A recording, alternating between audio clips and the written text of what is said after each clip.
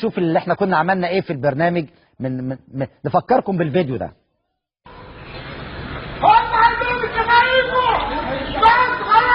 بس خلاص رديت اجزاء بس يا جيك انت كنت بتستخبى انا معيش حاجه.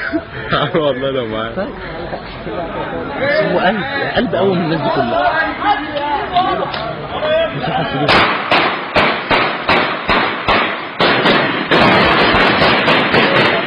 الاولاني صوت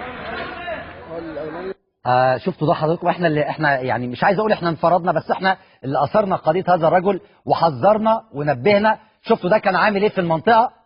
طيب تعالوا نشوف النهارده بقى الشرطه عملت ايه.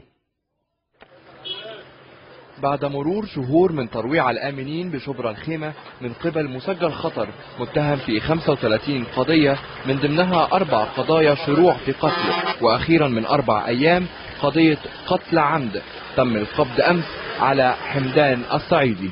الحقيقة حمدان الصعيدي ده من العناصر الخطرة اللي كانت يعني شبرا الخيمة بالكامل كانت بتتكلم عليها، وكان يعني كاسم جرامي عالي قوي وعالي قوي في الفترة الأخيرة. وطبعا هو مسجل شيء خطر وسبق اتهامه في 35 قضية، ومطلوب ضبطه وإحضاره في 6 قضايا. وطبعا هو من العناصر الخطر اللي كان مطلوب ضبطها بأي شكل. تم على القبض عشان القواضي دي، بس انا ما ضربتش نار على الصيدليه. ايوه اتكلت بالبندقيه آلي وطلقات